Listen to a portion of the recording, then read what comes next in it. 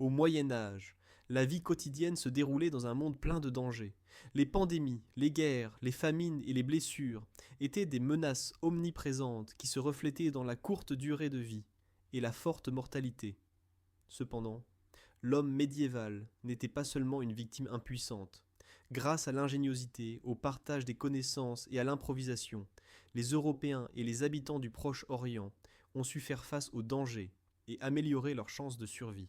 Dans cette vidéo, vous découvrirez comment cette invention médiévale, des innovations agricoles aux machines techniques en passant par les procédures médicales et hygiéniques, ont réussi à transformer la réalité quotidienne et à sauver des vies. Nous reviendrons sur une époque qui est souvent dépeinte à tort comme sombre, et nous montrerons que même au cours de ces siècles, l'humanité a fait des progrès importants. La première partie de notre voyage nous mènera dans les champs, où un nouveau type de charrue a radicalement transformé la façon de cultiver la terre et a ouvert l'espace pour coloniser de nouvelles régions. Ensuite, nous révélerons comment l'ingénieux harnais de cheval et le fer à cheval sont devenus un outil clé pour un travail plus efficace dans l'agriculture et un transport plus rapide. Nous nous pencherons ensuite sur l'innovation qui a divisé l'année en 3 périodes de semis alternés et a permis d'augmenter les rendements. Puis nous visiterons les moulins à eau et à vent, dont les roues et les pales ont économisé des milliers d'heures de labeur humain. Nous rappellerons comment un petit objet, les lunettes, a changé la vie non seulement des moines et des scribes et leur a permis de voir le monde avec d'autres yeux. Ensuite, nous nous concentrerons sur les pionniers des instruments chirurgicaux et le développement des hôpitaux, qui fournissèrent des soins à ceux qui n'auraient pas eu de chance autrement. Enfin, nous plongerons dans le thème de la quarantaine et de l'hygiène. C'est là que vous découvrirez comment les médecins médiévaux tentaient d'arrêter la peste et pourquoi le savon parfumé est arrivé en Europe. Dans un moment, nous révélerons que même des détails apparemment insignifiants pouvaient décider de la vie et de la mort. De plus, nous devons comprendre que le Moyen Âge ne peut pas être simplifié en une seule époque sombre. Les gens vivaient généralement seulement 30 à 40 ans, et près de la moitié des enfants ne survivaient pas aux premières années de vie. Les fléaux de la peste, les mauvaises récoltes causées par un climat imprévisible et les conflits sanglants maintenaient la population en alerte constante. Les habitants des campagnes devaient se débrouiller avec des outils simples et des connaissances traditionnelles transmises oralement, tandis que la population urbaine faisait face aux risques d'incendie, de famine et d'épidémie. Pourtant, c'était précisément ces dangers qui éveillaient la créativité et le désir d'une vie plus sûre et plus stable. En même temps, le Moyen Âge était une période de contact intense entre différentes civilisations. Les textes arabes, byzantins et latins circulaient entre savants et artisans. Les marchands se rencontraient sur les marchés de la Seine, au Tigre, et l'échange d'idées s'accompagnait de l'échange de marchandises. Au milieu de ce flux de connaissances naissaient des innovations qui offraient des réponses aux problèmes quotidiens. Dans cette vidéo, vous découvrirez comment les technologies se répandaient le long des routes commerciales et comment les gens ordinaires adoptaient et adaptaient les idées selon les besoins locaux. Chacun des chapitres suivants est une histoire de persévérance et d'adaptation qui nous mènera des champs et pâturages aux salles d'hôpital et aux îles de quarantaine. Avant l'arrivée de la charrue lourde, les agriculteurs européens dépendaient d'outils simples qui parvenaient à peine à retourner les sols argileux lourds. L'ancienne charrue ARD ne faisait que gratter le gazon et nécessitait que le paysan retourne la terre à la main, ce qui demandait un effort énorme. Le tournant est survenu au 7e et 8e siècle, quand la karouka, une charrue lourde avec des parties en fer, est apparue en Europe du Nord. Elle avait un cadre puissant, sur lequel était monté un couteau de soc tranchant, une lame et un versoir courbés, qui lors du tirage labouraient et retournaient la terre. Sa construction permettait un labourage profond. Le couteau tranchait le gazon, le tranchant du soc pénétrait en profondeur et le versoir jetait la terre sur le côté. Grâce à ce système à 3 points, la terre s'émiettait, s'aérait et formait des sillons appropriés pour une répartition uniforme des graines. Cette charrue a eu des conséquences considérables pour l'agriculture et la démographie. Les experts soulignent qu'elle a changé le centre économique de l'Europe. Elle a en effet permis de cultiver les sols argileux lourds du nord, qui jusqu'alors restaient inutilisés. Selon les analyses d'historiens comme Thomas Barnebeck Andersen, la charrue lourde a donné naissance à un boom économique. Les céréales des sols fertiles nourrissaient des populations croissantes, soutenaient la croissance des villes et stimulaient le commerce. Quand la terre dure a finalement livré sa richesse, de nouvelles colonies ont pu s'étendre dans des régions auparavant inhospitalières. La charrue a donc aidé à étendre l'établissement même dans les régions boisées et rocailleuses. Les historiens du Xe siècle ont enregistré que grâce à la charrue, les paysans passaient moins de temps aux champs et avaient plus d'espace pour se consacrer à d'autres activités, comme l'artisanat et le commerce local. Avant l'arrivée de la caruca, on utilisait sur les sols légers de la Méditerranée un simple soc appelé harde, qui sillonnait la surface et laissait derrière lui un sillon peu profond. Cette charrue à gratter convenait aux sols sablonneux et secs, mais dans les régions climatiquement plus froides, elle devenait impraticable. La terre argileuse de l'Europe du Nord-Ouest avait besoin d'un outil qui pourrait la retourner et l'émietter, sinon les graines pourriraient et les mauvaises herbes l'emporteraient. Le passage de l'art à la charrue lourde n'était donc pas seulement une question technique, c'était un changement qui a ouvert des zones agricoles entièrement nouvelles. L'utilisation de la charrue lourde nécessitait une force considérable. Dans les premiers temps, elle était tirée par 4 bœufs, ou plus tard même les chevaux la maîtrisaient. Sa taille et son poids ont imposé une coopération collective. Les familles s'entendaient pour partager l'attelage, réparaient ensemble les outils et entretenaient les canaux pour drainer les champs. Cette technique a conduit à la division des prairies et pâturages en longues bandes étroites, qui alternaient entre les différents villageois, créant ainsi le système typique open field. Là où poussaient autrefois les forêts vierges et les marécages impénétrables, naissaient de nouveaux établissements. Les noms de villages comme prairies, champs ou clairs font référence aux surfaces fraîchement défrichées. Le travail commun autour de la charrue renforçait ainsi la cohésion des communautés. En même temps, la charrue lourde a apporté une surproduction qui a donné naissance au marché. Les céréales excédentaires se vendaient sur les marchés proches, d'où elles partaient vers les villes, monastères et châteaux. Des professions spécialisées sont nées, meuniers, boulangers, marchands de grains, et avec l'augmentation de la production, l'importance des dîmes et des taxes augmentait, qui finançaient les constructions ecclésiastiques et séculières. Nous pouvons donc dire que la charrue ordinaire garnie de fer est devenue le catalyseur d'une transformation économique qui a posé les bases de l'épanouissement de la société médiévale. Son impact s'est manifesté non seulement dans les champs, mais aussi dans la culture et le droit qui se développaient pour distribuer équitablement la nouvelle richesse. Cependant, la nouvelle charrue n'est pas immédiatement devenue la propriété de chaque paysan. La production de pièces en fer était chère et nécessitait des forgerons habiles, qui travaillaient avec des minerais extraits dans des mines profondes. Par conséquent, dans de nombreuses régions, les charrues étaient partagées au sein de coopératives d'agriculteurs ou appartenaient à la seigneurie, qui collectaient des redevances en nature pour leur utilisation. Cette dynamique a conduit au renforcement des relations féodales. Le paysan était lié à son champ et à la volonté du seigneur qui disposait de la technique. En même temps, la première force du marché a commencé à apparaître. Certaines familles s'enrichissaient grâce à la production excédentaire et pouvaient investir dans leurs propres outils, donnant ainsi naissance à une classe d'agriculteurs libres. Dans un moment, vous découvrirez qu'avec la découverte de la charrue lourde est liée une autre innovation technique qui a permis aux fermiers d'utiliser un attelage animal plus rapide et plus fort.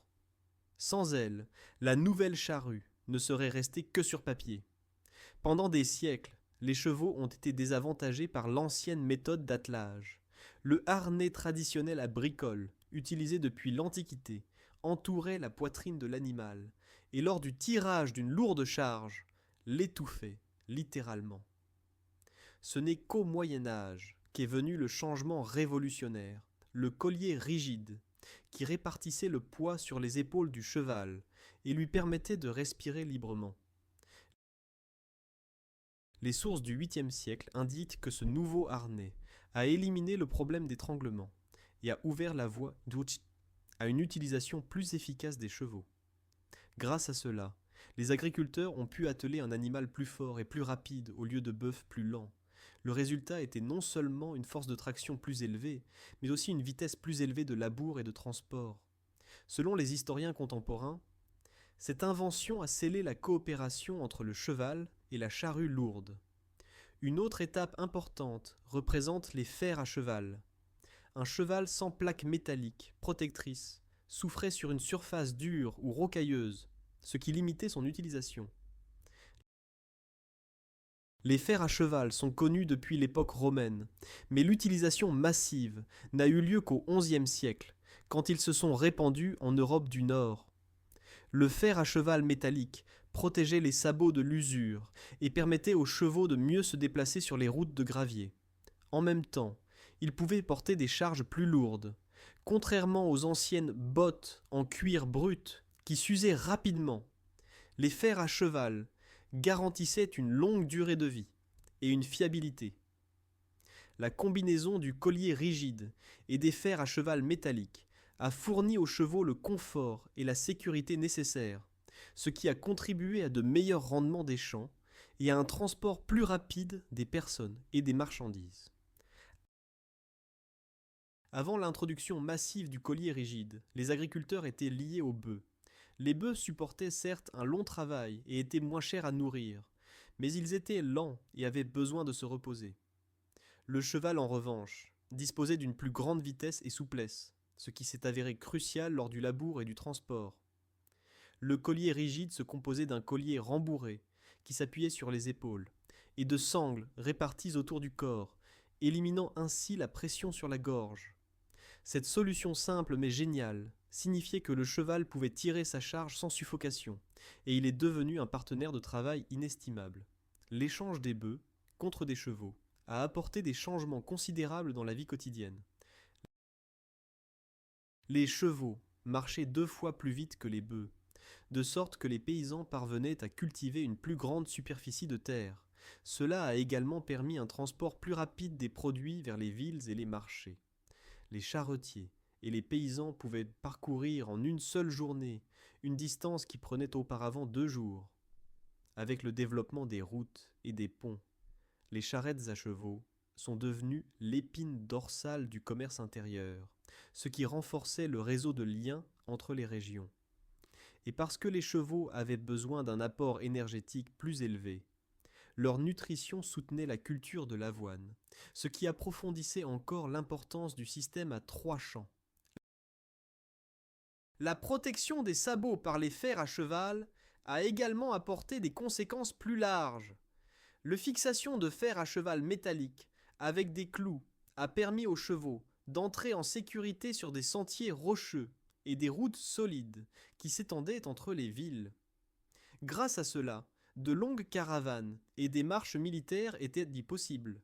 Les chevaliers chaussés de bottes de fer pouvaient entreprendre des expéditions vers des pays lointains. Les marchands tiraient de lourdes charrettes chargées de sel ou de vin. La mobilité équestre est devenue synonyme de transmission rapide de messages. Les messagers postaux et les émissaires des souverains comptaient sur des chevaux ferrés pour livrer des informations cruciales à temps. Sans cette invention, de nombreuses régions seraient restées isolées et la communication aurait traîné. L'innovation dans l'attelage a conduit à l'essor de l'élevage spécialisé. La noblesse et les paysans ont commencé à élever délibérément des races robustes, comme les chevaux de trait flamand ou normand, qui excellaient par leur force de traction et supportaient un long travail aux champs et en forêt. Ces puissants destriers ne servaient pas seulement dans les batailles de chevaliers. Leurs variantes pacifiques tiraient de lourdes charrues et des charrettes, devenant ainsi de véritables moteurs de l'économie. L'élevage de chevaux est devenu une affaire de prestige. Les animaux étaient inscrits dans les inventaires, pris comme partie de la dot, et apparaissaient dans les contrats féodaux, comme un bien hautement valorisé. L'efficacité de l'attelage de chevaux a permis le développement du transport longue distance, le long des routes principales, poussé à des stations postales et des auberges, où le cavalier pouvait se reposer et échanger un animal fatigué contre un frais. Les courriers transportèrent des messages et des décrets royaux en temps record, ce qui renforçait l'administration du territoire de l'État. Le transport rapide de marchandises et de matières premières a aidé à connecter les marchés régionaux, les artisans dans les villes obtenant des matériaux de la campagne, et les paysans recevaient en échange des produits finis. Ce réseau dense de routes a soutenu la division du travail et l'émergence de secteurs spécialisés. Les chevaux sont devenus un symbole de richesse et de position sociale. Alors que presque chaque paysan possédait des bœufs, posséder plusieurs chevaux indiquait la prospérité. Les fers à cheval se sont également transformés en talismans. Les vieux fers à cheval étaient suspendus au-dessus des entrées des maisons pour le bonheur et la protection contre les mauvais esprits. Les histoires et les chansons racontaient des coureurs légendaires qui avaient traversé les mers et les montagnes. Avec leur aide se répandaient non seulement les marchandises, mais aussi les idées, légendes et souvenirs. Le développement du trafic équestre a également conduit à des changements dans l'infrastructure. Les routes ont commencé à être pavées de pierres et de gravier. Des ponts ont été construits sur les rivières, et des auberges ont été fondées où les pèlerins et les marchands pouvaient se loger. L'amélioration des voyages était essentielle pour les pèlerins vers Saint-Jacques ou Rome, pour les chevaliers se précipitant au combat, et pour les marchands qui apportaient des marchandises exotiques de loin. La connexion des régions a permis une réaction plus rapide aux crises. Par exemple, lors de la propagation de la peste, les décrets sur la quarantaine atteignaient les régions éloignées à temps.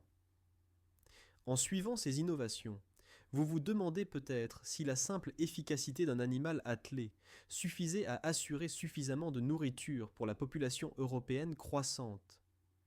Dans un moment, nous révélerons un système de semi-ingénieux qui, avec les charrues et les chevaux, a apporté une double récolte et a considérablement réduit le risque de famine. Dans les temps anciens, les agriculteurs utilisaient le système à 2 champs. Un champ était semé en hiver, et l'autre était laissé en jachère pour que la terre se régénère. L'année suivante, les rôles s'échangeaient. Cela signifiait que la moitié de la terre cultivée restait en jachère chaque année. Avec l'augmentation du nombre d'habitants et l'expansion des établissements, cependant, le système à 2 champs s'est avéré insuffisant. L'innovation est venue sous la forme du système à 3 champs, qui a divisé la terre en 3 parties. Une restait en jachère, la seconde était semée en hiver, blé ou seigle, et la troisième semée au printemps, avoine, orge, légumineuses. Chaque année, les champs tournaient, de sorte que sur chacun d'eux, il y avait une culture différente. Ce système avait plusieurs avantages cruciaux. Premièrement, grâce à l'extension de la surface ensemencée, la production totale de céréales a augmenté, de sorte que les habitants avaient plus de nourriture et étaient moins sujets aux famines. Deuxièmement, ils fournissaient 2 récoltes en une année, l'hiver récolté au printemps et le printemps en automne, ce qui permettait une meilleure répartition du travail.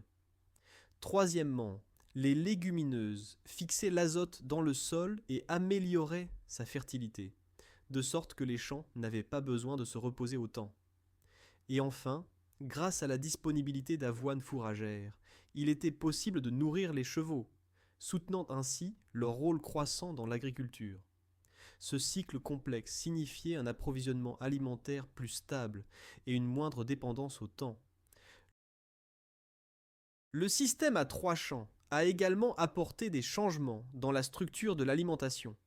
Alors que les générations précédentes se nourrissaient principalement de pain et de bouillie, la rotation des cultures a enrichi le régime alimentaire avec des gruaux d'orge, de la soupe de pois et de lentilles, ou des vergers fruitiers plantés sur les bordures inutilisées. Les légumineuses fournissaient aux gens des protéines qu'ils obtenaient auparavant principalement de la viande, qui était rare et chère. Un régime plus diversifié renforçait la santé, de sorte qu'en période de propagation de maladies, les gens avaient de meilleures chances de survivre. La rotation des cultures était également étroitement liée à l'élevage d'animaux domestiques. Le champ en jachère servait de pâturage pour le bétail, dont le fumier fertilisait la terre et y restituait les nutriments. Un cycle s'est ainsi créé qui liait la production végétale et animale. Les paysans devinrent s'entendre sur les dates de pâturage pour que le bétail ne mange pas les jeunes pousses des voisins, ce qui renforçait les processus de décision communautaire. Le système à 3 champs était donc non seulement une innovation technologique, mais aussi un mécanisme social qui soutenait la coopération et le partage des ressources. De plus, la perception du temps et des travaux saisonniers a changé. Au lieu d'alterner seulement 2 phases, une troisième s'est ajoutée, et les agriculteurs devaient donc planifier les semis, la récolte et l'entretien des champs avec plus de précision. Le rythme annuel est devenu plus varié, et les gens prévoyaient pas mieux, quand ils auraient des pics de travail, et quand ce serait une période de calme. Dans cette vidéo, vous découvrirez comment ce nouveau calendrier a aidé les communautés à mieux réagir aux variations climatiques, et comment grâce à une meilleure organisation du travail, le bien-être général augmentait. Le chapitre suivant vous montrera que la richesse alimentaire ne pouvait se passer d'une technologie appropriée pour son traitement. Avec le système à 3 champs, s'est également développé le rythme social. Les habitants des villages se coordonnaient lors du labour, des semis et des moissons.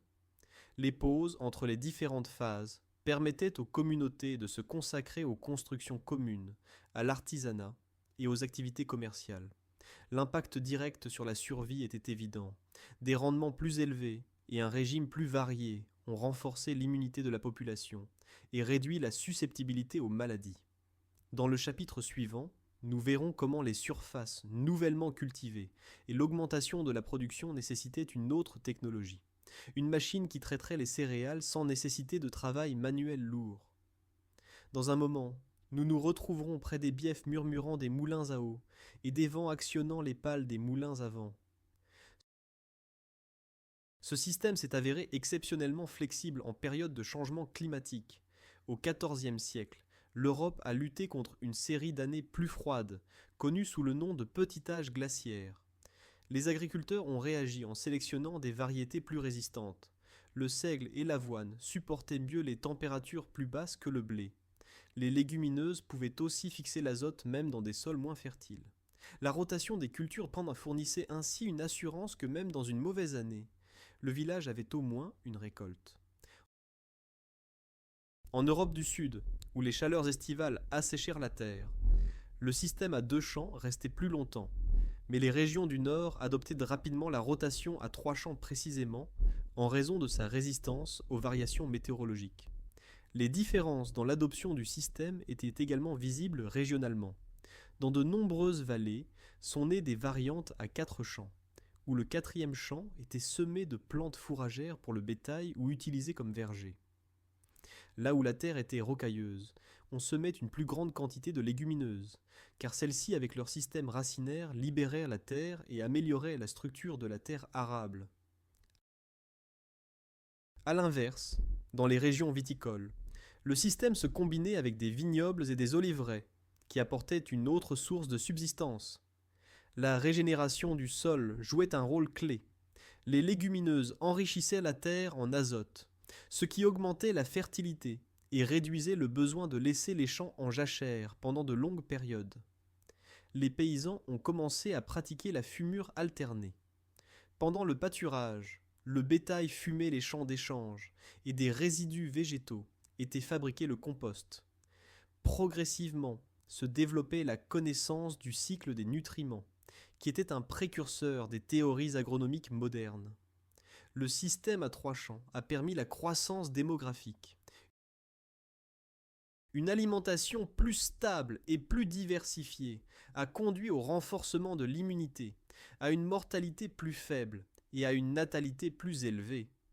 L'excédent de production se vendait sur les marchés, ce qui permettait de financer la construction d'écoles, d'églises et de châteaux.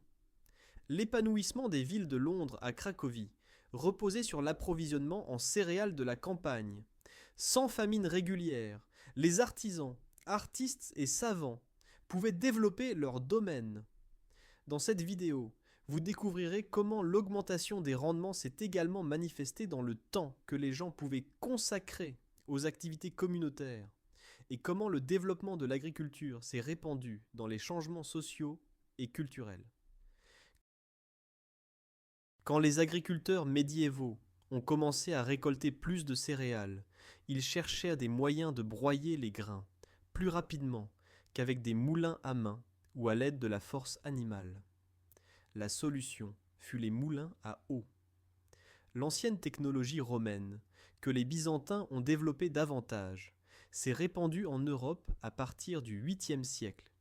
Vers 1086, le Domesday Book enregistre environ 6000 moulins à eau en Angleterre, ce qui indique une expansion massive. La roue à eau était reliée à un arbre qui faisait tourner la meule supérieure du moulin. La meule inférieure restait fixe, et entre les deux se broyaient les grains de céréales. Selon les descriptions des moulins conservés, il était possible d'ajuster la grosseur de la mouture grâce aux rainures sur les pierres et au soulèvement de la pierre supérieure. Les moulins à eau économisaient ainsi le temps et la force des gens, fournissaient une farine lisse et permettaient à plus d'habitants de survivre à l'hiver. La technologie ne se limitait pas seulement au bief classique. Dans certaines régions, notamment sur la côte, s'appliquaient les moulins à marée. Les découvertes archéologiques en Irlande ont révélé qu'à Kiloterran existait déjà au VIe siècle un moulin à marée à roues, et un autre du 8e siècle s'est conservé à Nandrum. Cette machine fournissait 7 à 8 chevaux vapeur et permettait la mouture indépendante du débit des rivières. Les moulins à marée étaient ingénieusement construits sur des canaux ou des baies où s'accumulait l'eau, qui ensuite actionnait les roues pendant la marée descendante. Dans les régions sans cours d'eau, ou là où l'eau gelait en hiver, se sont répandus les moulins à vent. Les premiers moulins à vent européens documentés sont apparus en Normandie vers 1180 et ont rapidement pénétré en Angleterre, en Flandre, en Allemagne, au Danemark et en Pologne. En Angleterre, il y a une mention précoce d'un moulin à vent vertical de l'année 1185 dans le Yorkshire. Ces moulins, à pivot, pouvaient tourner entièrement selon la direction du vent, ce qui était pratique sur les plaines plates. Les moulins à vent servaient principalement à moudre les céréales. Certains s'appliquaient aussi au pompage de l'eau des mines ou des moulins pour la production de papier.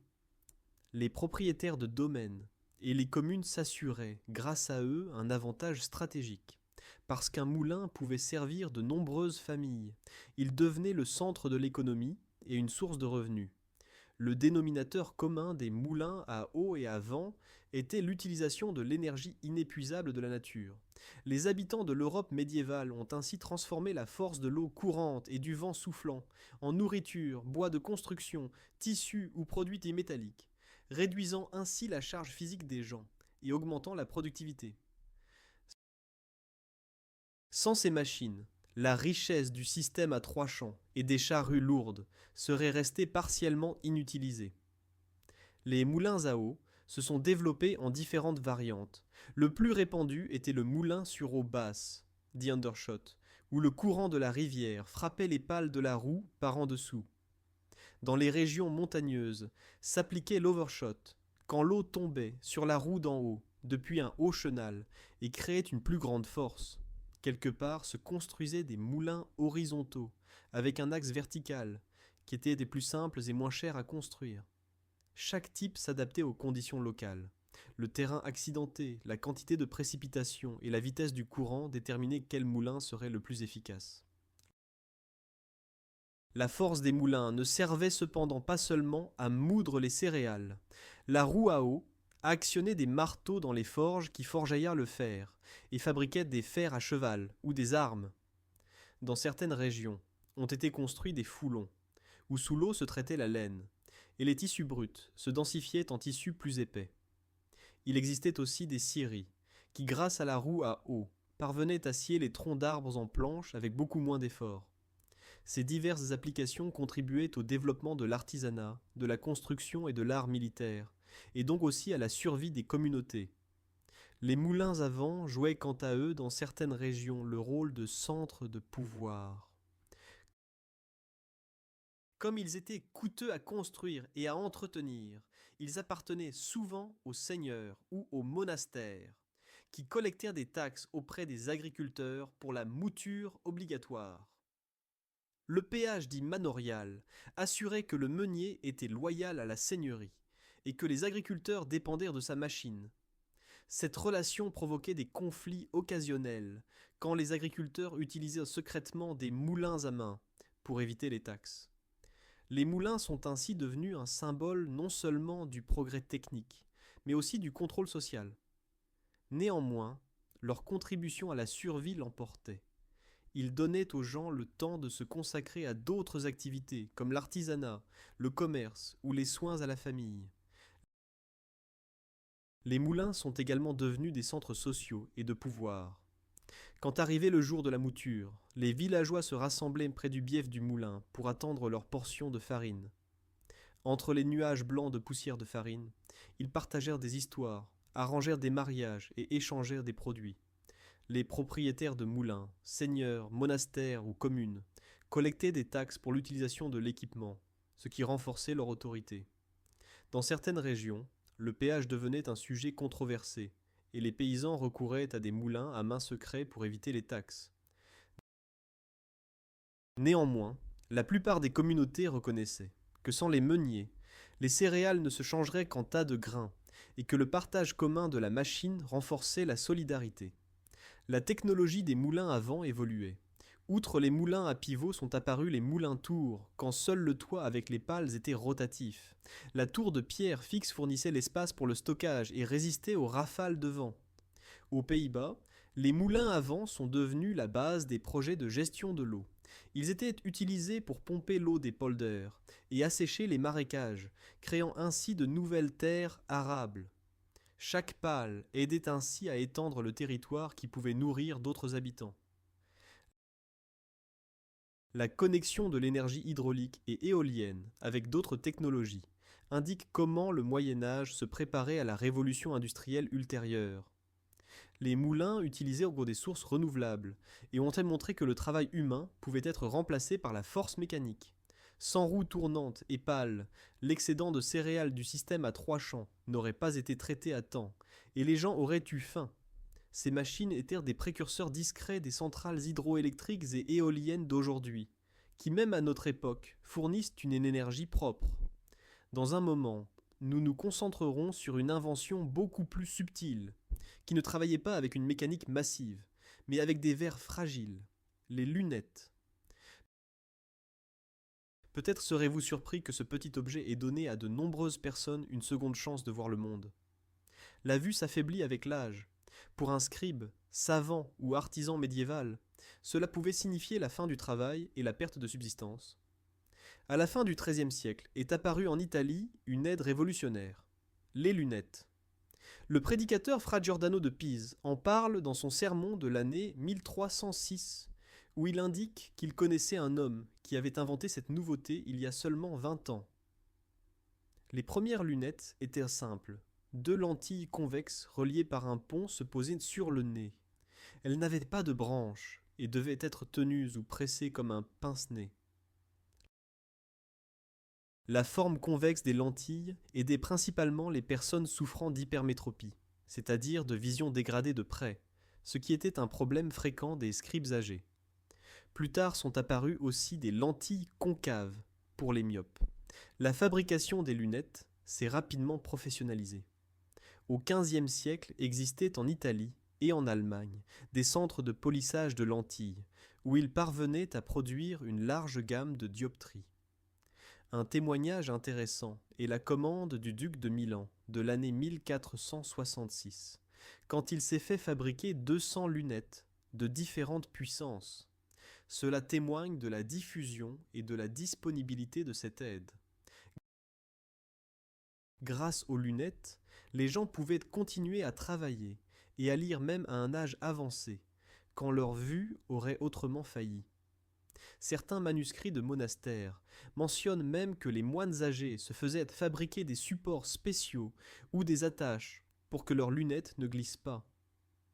L'effet des lunettes sur la survie résidait non seulement dans la continuation de l'activité intellectuelle, mais aussi dans les métiers pratiques. Les métallurgistes, tailleurs, médecins et pharmaciens pouvaient et continuer à lire et fabriquer des instruments précis.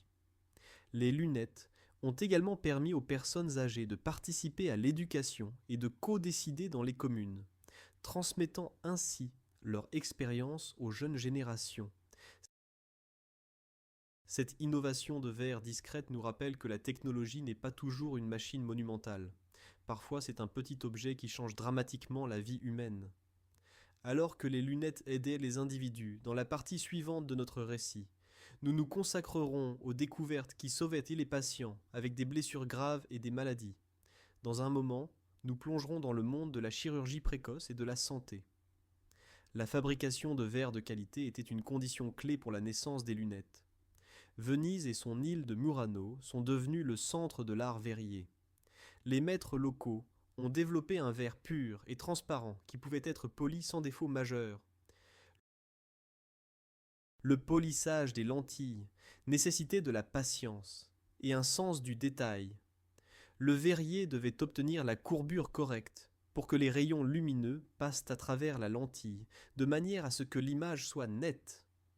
Cet art s'est rapidement étendu à d'autres villes, et les lunetiers ont commencé à marquer leurs produits et à les vendre sur les marchés comme des biens précieux. Les lunettes ont considérablement influencé la vie éducative et religieuse. Dans les scriptoriums des monastères, on reprivit les écrits d'anciens auteurs, car les moines âgés pouvaient continuer leur travail sur les copies. Les savants des universités de Paris, Bologne ou Oxford utilisaient des lunettes lors de la lecture de volumes de parchemin, prolongeant ainsi le temps pendant lequel ils pouvaient s'éduquer et enseigner. Même dans les ateliers urbains utilisaient des lunettes, les orfèvres, miniaturistes et médecins qui avaient besoin de travailler avec de petits détails. Dans cette vidéo, vous découvrirez qu'un petit arc de verre a ainsi influencé non seulement les carrières individuelles, mais aussi l'héritage culturel de régions entières. Alors que les lunettes aidèrent les individus, dans la partie suivante de notre récit, nous nous consacrerons aux découvertes qui sauvaient les patients avec des blessures graves et des maladies. Dans un moment, nous plongerons dans le monde de la chirurgie précoce et de la santé. Les connaissances médicales du Moyen Âge étaient une mosaïque de traditions antiques, de sciences arabes et d'expériences pratiques. L'une des figures les plus remarquables était Abu al-Qasim al-Zahrawi, connu en Europe sous le nom d'Al-Bukazis. Ce chirurgien andalou du Xe siècle a rédigé l'œuvre Al-Tazrif, une encyclopédie de médecine en 30 volumes, dans laquelle il a consacré beaucoup de place à la chirurgie.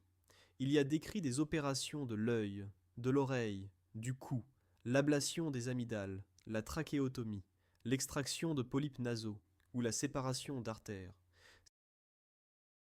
Ces procédures incluaient l'utilisation de la cautérisation pour arrêter le saignement, l'ablation de tumeurs et d'abcès, ainsi qu'une description détaillée de comment ligaturer les vaisseaux et utiliser des sutures d'intestin de chat, précurseurs des sutures absorbables.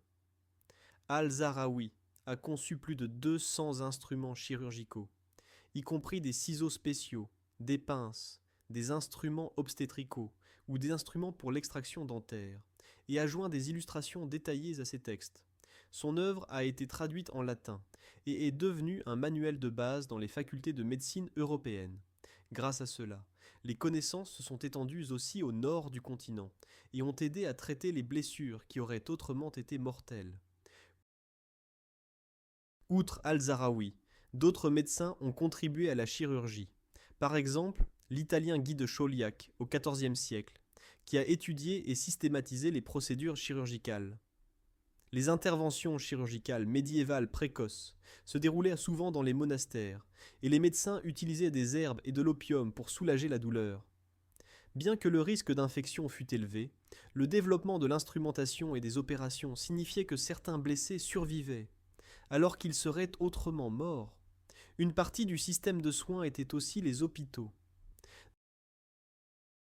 Dans l'Europe médiévale précoce, la plupart des soins étaient fournis dans les monastères. Les règlements ecclésiastiques appelaient à ce qu'une partie des revenus du diocèse soit consacrée à l'aumône et à fournir un abri aux pauvres. Ces premiers xénodokia avaient diverses formes: maisons pour pèlerins, logements pour pauvres, maisons pour malades, crèches pour orphelins ou refuges pour seniors. Au cours des XIe au XIIIe siècles, a eu lieu en Europe un épanouissement caritatif: les ordres mendiants, franciscains et dominicains, et les ordres de chevalerie, comme les hospitaliers fondaient des hôpitaux dans leurs monastères. Les administrations municipales et les riches mécènes fondèrent des hôpitaux, parce qu'ils comprenaient que les soins aux pauvres et aux malades aidaient à maintenir la stabilité sociale. Par exemple, en Angleterre, entre les années 1100 et 1250 ont été fondés plus de 300 hôpitaux et léproseries. À Paris, il y en avait 60 à la fin du Moyen Âge, et Lyon, vers l'année 1320, disposait de 20 établissements. Les hôpitaux fournissaient un logement de base, de la nourriture et des soins aux voyageurs, pèlerins et pauvres. En même temps, ils protégèrent la société contre la propagation des maladies. La différence entre les hôpitaux d'alors et d'aujourd'hui est cependant évidente. Les établissements médiévaux ressemblaient en plus à des hospices et refuges qu'aux cliniques modernes. Le personnel monastique combinait souvent les soins spirituels avec les soins physiques. Les patients devaient se confesser avant le traitement, et les chambres et chapelles se décoraient de croix et de fresques. Dans de nombreuses villes, les hôpitaux avaient un plan en croix qui symbolisait la connexion entre la foi et les soins.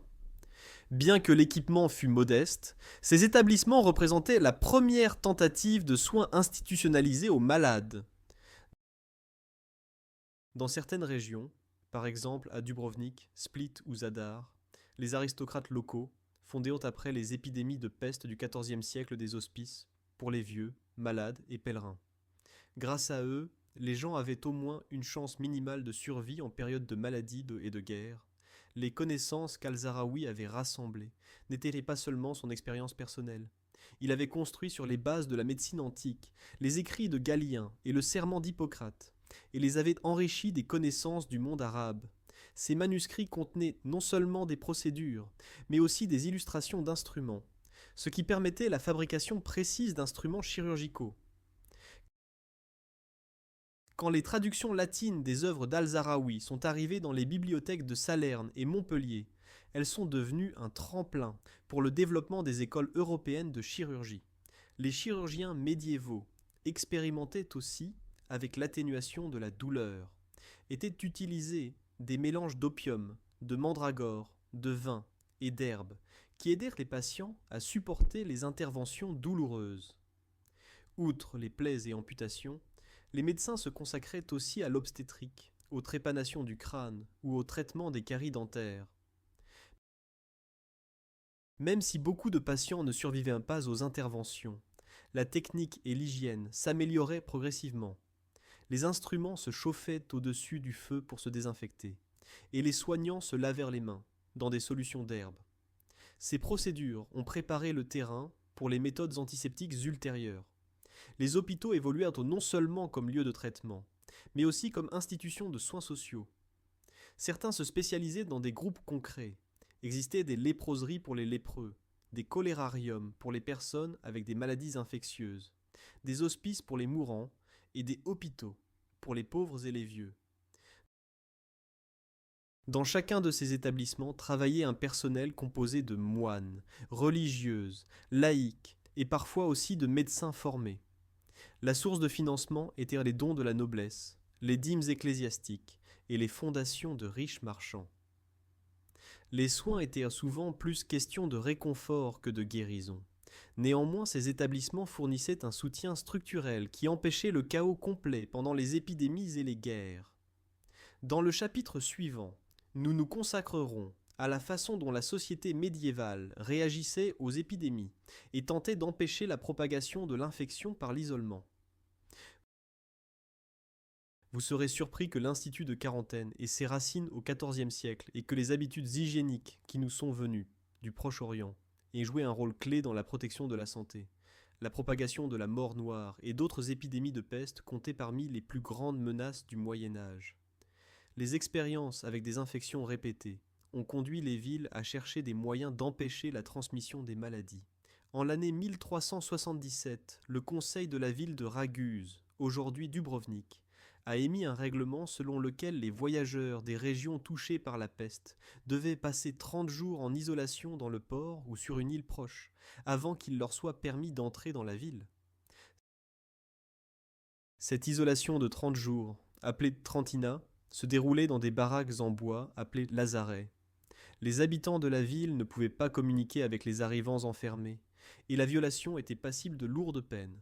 Leur but était d'attendre si les symptômes de la peste se manifestaient, et ainsi protéger la communauté. Venise est allée plus loin quelques décennies plus tard. En l'année 1448, le Sénat a prolongé la période d'isolation pour les navires à 40 jours, créant ainsi le terme quarantena, quarantaine. Le nombre symbolique de jours faisait référence aux histoires bibliques dans lesquelles une période de 40 jours représente l'épreuve et la purification. Le mot quarantaine s'est progressivement étendu à d'autres langues.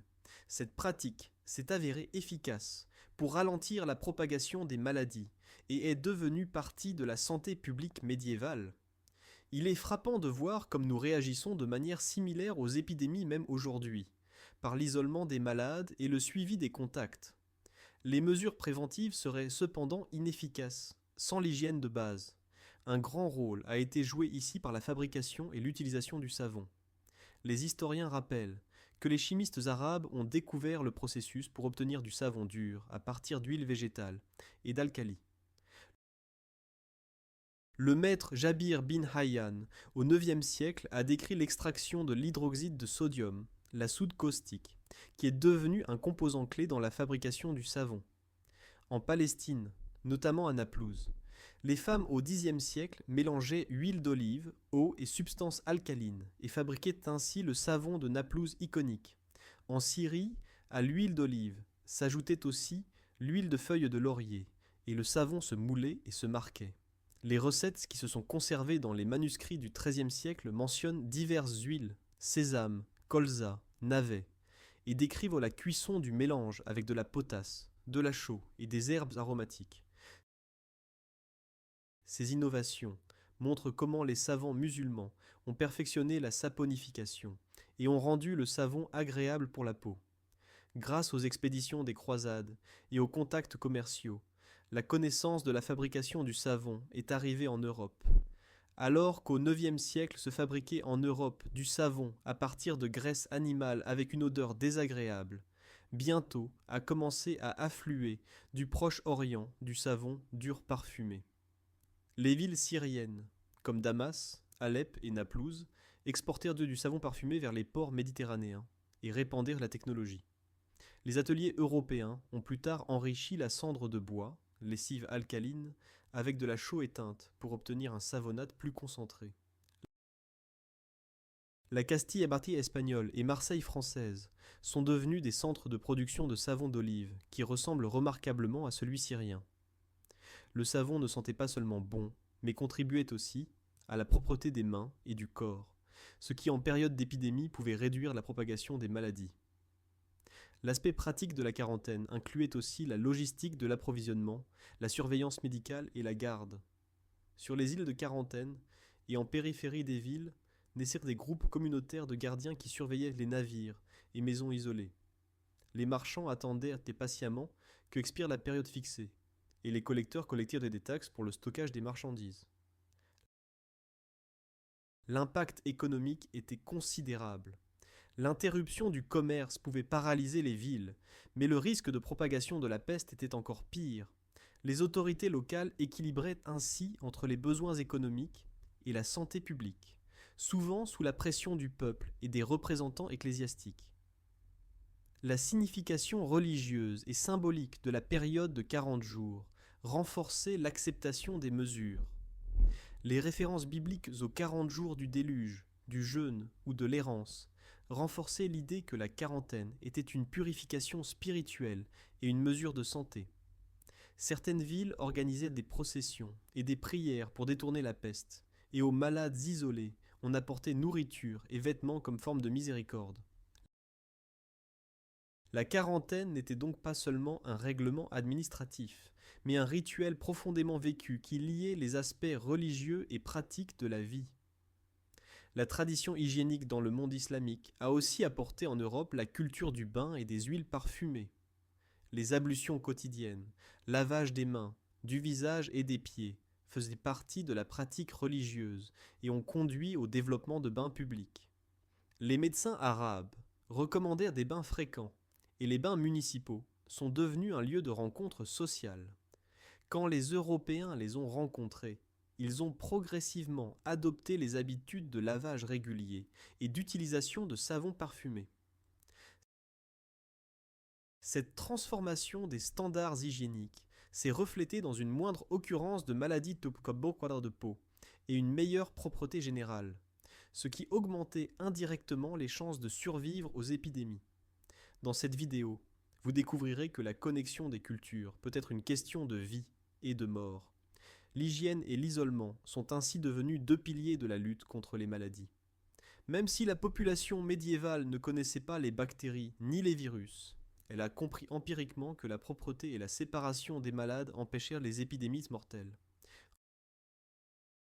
En combinaison avec les technologies précédentes, charrues, chevaux, systèmes à 3 champs, moulins, lunettes et innovations chirurgicales, la quarantaine et le savon formaient un cadre complexe pour la survie. Maintenant, réfléchissons à l'impact que ces inventions ont sur notre monde contemporain. Quand nous regardons en arrière les 7 inventions que nous venons d'explorer, nous découvrons que le Moyen-Âge était loin d'être une période de stagnation. Au contraire, c'était un temps de découverte progressive et d'adaptation qui ont posé les bases de la civilisation d'aujourd'hui. La charrue lourde a transformé le paysage de l'Europe du Nord. Sans elle, la culture sur des sols lourds aurait été impensable. Le collier de cheval et les fers à cheval ont doté l'homme de la vitesse et de la force d'un allié à 4 pattes, raccourcissant ainsi les distances et accélérant le transport. Le système à 3 champs a créé un rythme d'alternance des cultures et a contribué à l'augmentation des rendements et à une alimentation plus saine. Les moulins à eau et à vent ont transformé les éléments naturels en force mécanique qui économisaient l'énergie humaine et permettaient la spécialisation des métiers. Les lunettes ont prolongé l'âge de travail des gens et ont soutenu la diffusion de l'éducation. Les instruments chirurgicaux et les hôpitaux ont montré que les médecins pouvaient non seulement soulager la souffrance, mais aussi sauver activement des vies. En même temps, naissait une tradition de soins publics. La quarantaine et le savon ont souligné l'importance de la prévention et de l'hygiène, deux principes qui résonnent même à l'époque actuelle de pandémie. Les innovateurs médiévaux n'avaient pas à disposition des laboratoires modernes ni des technologies avancées. Néanmoins, ils ont su utiliser l'observation, l'expérience et la créativité pour améliorer les conditions de vie. Leurs inventions, bien que simples, ont eu un impact complexe. Elles ont lié l'agriculture à la mécanique, la protection de la santé à l'éthique et à la solidarité communautaire. De la perspective d'aujourd'hui, il est facile de sous-estimer les charrues ancestrales ou le savon, mais sans eux, nous n'aurions pas assez de nourriture, d'hygiène et de soins de santé que nous considérons comme allant de soi. Beaucoup de ces innovations ont perduré sous forme modernisée jusqu'à aujourd'hui. Les principes du système à 3 champs trouvent un écho dans les procédures de semis de rotation actuelles et l'agriculture écologique. Les moulins à eau et à vent ont leurs descendants sous forme de centrales hydroélectriques et d'éoliennes qui nous fournissent une énergie renouvelable. Les lunettes ont évolué en lentilles de contact et opérations laser. Néanmoins, leur but original, aider les gens à mieux voir, reste le même. Les instruments d'Al-Zahawi ont inspiré les chirurgiens modernes et les hôpitaux comptent aujourd'hui parmi les institutions les plus importantes de chaque société. La quarantaine et le savon se sont avérés indispensables même au XXIe siècle, quand le monde fait face à de nouvelles pandémies. Qu'est-ce qui lie donc toutes ces inventions ? C'est la capacité humaine d'apprendre de la nature et de transmettre les connaissances à travers les générations et les continents. Chacune d'elles est née comme réponse à un problème concret. Sols argileux lourds, transport lent, terre épuisée, manque d'énergie, vue affaiblie, douleurs et maladies, ou épidémies incontrôlables. Et pourtant toutes ensemble ont créé un réseau d'innovation qui a transformé l'Europe médiévale d'un monde en mosaïque fragmentée en un ensemble plus connecté, productif et résistant. Du point de vue d'aujourd'hui, les socs en fer, colliers ou barres de savon peuvent paraître archaïques.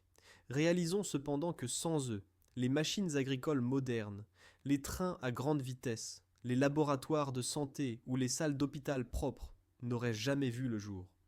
La science d'aujourd'hui se dresse sur les épaules de ceux qui ont jadis inventé comment mieux retourner une motte, comment attacher un fer à cheval, ou comment faire bouillir l'huile avec la lessive. Aucun progrès n'est évident, et l'histoire des inventions médiévales nous enseigne que même de petits pas peuvent avoir une portée séculaire. Et parce que l'histoire fait partie de notre identité, je serais heureux si vous la partagez, et aidez ainsi à maintenir vivante la connaissance des générations passées. De ce point de vue, les inventions médiévales n'appartiennent pas à l'oubli. Elles font partie de la longue continuité de l'ingéniosité humaine. Elles ont maintenu en vie des millions de personnes et ont posé les bases du progrès futur. J'espère que ce récit vous a inspiré à réfléchir sur la façon dont même des choses apparemment ordinaires peuvent avoir un impact crucial. Si la vidéo vous a plu, je serai heureux si vous lui donnez un like et la partagez avec d'autres passionnés d'histoire. J'ai hâte de vous retrouver sur d'autres sujets et vous souhaite une belle journée.